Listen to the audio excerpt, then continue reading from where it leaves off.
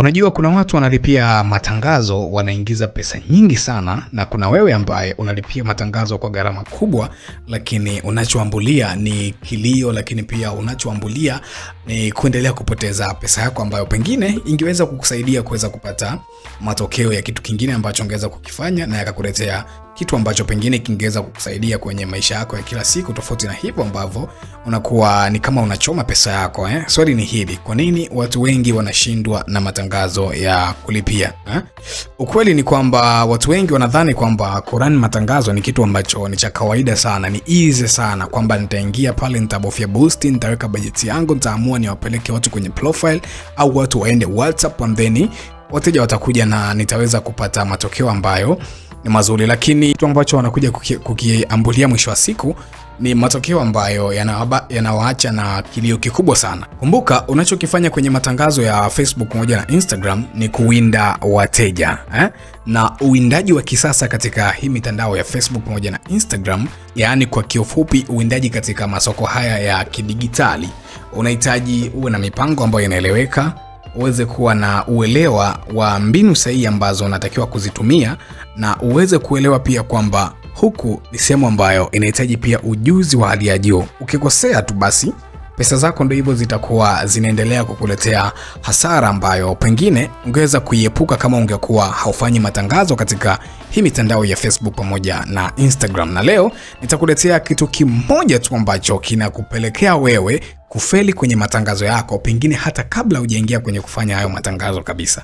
Yaani hapa nataka nikueleze kitu ambacho huwa kinafaidisha matangazo ya watu wengi hata kabla kuingia kuanza kufanya hayo matangazo, kwa sababu kushindwa katika matangazo ni mchakato ambao unaanza hata kabla hujaanza kulipia hayo matangazo yako. Kwa hiyo kuna hii podcast ya siku ya leo, episode ya pili, nitajadili na wewe sababu moja tu ambayo inapelekea wewe kuweza kufeli kufanya matangazo yenye matokeo mazuri hata kabla hujaanza kufanya hizo setup za tangazo lenyewe.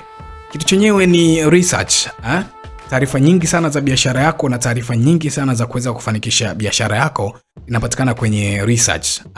Huwezi ukaamua tu kurupuka tu ukachukua product ukaenda ukaiposti ukabofya boost alafu ukachagua duration ukaweka bajeti yako ukaamua upeleke watu WhatsApp au upeleke kwenye profile yako, mwisho wa siku ukapata wateja. Yani hizo ni ndoto ambazo haziwezi zikatimia. Ni ndoto ambayo unaendelea tu kupoteza muda wako, pengine hata kuwaza vitu ambavyo haviwezekani katika haya maisha ya kawaida. Research ndiyo itakayo kuguide unatakiwa kufanya nini na kipi usifanye. Na nikizungumzia research, nazungumzia utafiti ambao utaufanya katika engo kubwa tatu, ambazo ndio engo za msingi kabisa wa mafanikio ya tangazo lolote ambalo unaliona linafanya vizuri sokoni, na tangazo ambalo lina uwezo kukuletea matokeo ambayo ni mazuri. Kona ya kwanza ni research kwa upande wa competitors. Research kwa upande wa mtu ambaye unaenda kushindana naye sokoni.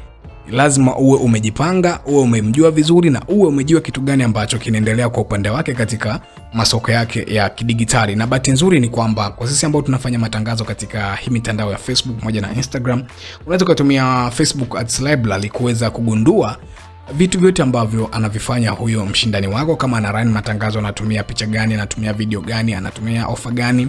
Unao uhuru wa kuweza kufuatilia hivi vyote kabla hata hujaingia kufanya biashara katika matangazo ya Facebook pamoja na Instagram. Kwa hiyo competition research ni kitu ambacho ni cha msingi sana. Hakikisha kabla hata hujaanza kurusha matangazo yako, basi umeshafanya research ya kutosha kwamba okay, naenda kufanya biashara huku, lakini nina mshindani ambaye naenda kucompete naye kwenye matangazo, huyu na ana madhaifu haya, na mimi naweza nikaingia hivi, lakini huyu anafanya hivi na mimi nitaingia hivi. Yani unakuwa unamjua kiundani huyu mtu ambaye unaenda kudeal naye katika hilo tangazo lako. Ni kitu cha kwanza ambacho ni cha muhimu sana. Kumbuka, kama hujajua unaenda kushindana na mtu gani, huenda hata ukajichanganya ukatumia mbinu ambazo hata naye pia anazitumia. Sasa ukitumia mbinu ambazo naye pia anazitumia, ni kwamba wewe utaingia katika vita ambayo ni rahisi sana kushindwa, kwa sababu tayari alishajitengenezea mazingira mazuri, tayari matangazo yake yapo hewani.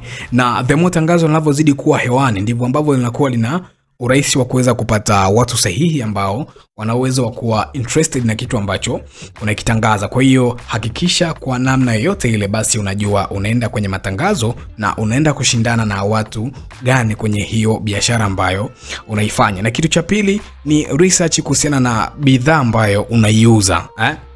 Ni kitu cha muhimu sana, japo wengi wanapuzia sana. Watu wanataka tu akatafute picha kule alafu atapost and then anze kusubiri wateja, bila kusahau kwamba hajui watu wanauelewa gani na hiyo products, hajui ni engo gani ambayo labda nikiitumia kwenye kuiposition product yangu inaweza ikawa na ushawishi zaidi. Kumbuka, hauuzi product pekee, yani hauuzi hicho kitu peke yako sokoni. Kuna watu wengi sana wanauza kwa bei yako, kuna watu wengi sana wanauza product kama hiyo ambayo unaiuza, na kuna watu wengi sana wamefanya matangazo mengi sana kuhusiana na hiyo product ambayo leo hii wewe unaingia kuiuza. Kwa hiyo ni lazima uangalie hao waliopita walikuwa wanasemaje, walifeli wapi, walifaulu wapi, ili wewe ujue namna sahihi ya kuweza kuiposition hiyo product ambayo una mpango wa kuweza kuitangaza katika hii mitandao ya Facebook pamoja na Instagram. Yani ukijua bidhaa ambayo unaenda kuiuza sokoni, ni rahisi hata kuweza kuiposition vizuri, na mwisho wa siku kupata matokeo ambayo yatakuwa ni mazuri, matokeo ambayo yatakuwa yana uwezo wa kuletea kitu ambacho unakitaka. Kwa ni muhimu sana kabla hujaileta bidhaa yako sokoni, basi uwe unaijua vizuri nje ndani, ili uweze kupata namna sahihi ambayo itakuwezesha wewe kuweza kuiposition vizuri na ukapata matokeo ambayo ni mazuri sana sokoni. Na jambo la mwisho ni research ya wateja, research ya clients ambayo unaenda kuwawinda katika hii mitandao ya Facebook pamoja na Instagram. Tumeshamalizana na mtu ambaye tunaenda kushindana naye, tumemalizana na bidhaa yetu ambayo tunaenda kuileta sokoni. Kitu kinachobakia ni tuwajue sasa hawa watu ambao tunawapelekea tangazo ni akina nani, wanapenda nini. Tukiwaambia kitu gani inaweza kawa ni rahisi kuwashawishi, tukiwaambia kitu gani wanaweza wakaboweka, na kitu gani ambacho wanakijua kuhusiana na bidhaa zetu. Hicho ni kitu cha msingi sana ambacho unatakiwa pia kukiwekea muda mrefu sana, kwa sababu hapa ndipo utaanza kuplani kwamba utatumia ujumbe gani kwenye matangazo yako, utaweka bei gani kwenye matangazo yako, utafanya vitu gani kwenye matangazo yako ambavyo vitakuwa vinaendana na yule mtu ambaye unamtaka kwenye hiyo bidhaa yako. Kumbuka, kama hujui unaenda kumtafuta mteja gani, itakuwa ni rahisi zaidi kuweza kupoteza, kwa sababu utakuwa unafanya matangazo ambayo hayawezi yakakuletea watu ambao unawataka, kwa sababu hauwajui hata wao watu ambao unawataka. Kwa hiyo ni muhimu sana kuweza kufanya hizi research zote tatu. Hakikisha unamjua mshindani ambao unaenda kushindana naye sokoni, hakikisha unaijua bidhaa vizuri ambao unaipeleka sokoni, na hakikisha pia unamjua vizuri mteja ambaye unamfuata katika hii mitandao ya Facebook pamoja na Instagram. Kwa hiyo kama unataka kuendelea kufanya vizuri matangazo yako, unataka kuendelea kufanya vizuri katika masoko haya ya kidigitali, unatakiwa kutoka kwenye kundi ambalo ni la watu ambao wanashindwa kuwa na mipango thabiti ya kuweza kufanya matangazo yao katika mitandao ya Instagram pamoja na Facebook, kwa maana ya kundi la watu ambao wanashindwa kufanya matangazo vizuri, na uje katika kundi la watu ambao ni washindi katika hii ligi ya matangazo ya kulipia katika hizi platform mbili za Facebook pamoja na Instagram. Basi hakikisha unajifunza kila kitu hapa, kwa sababu hapa ndiyo sehemu pekee, hii ndiyo maabara yako ya kuweza kujifunza masuala yote yanayohusu matangazo ya kulipia katika mitandao ya Facebook pamoja na Instagram. Subscribe sasa hivi katika The Swahili Ads Lab Podcast,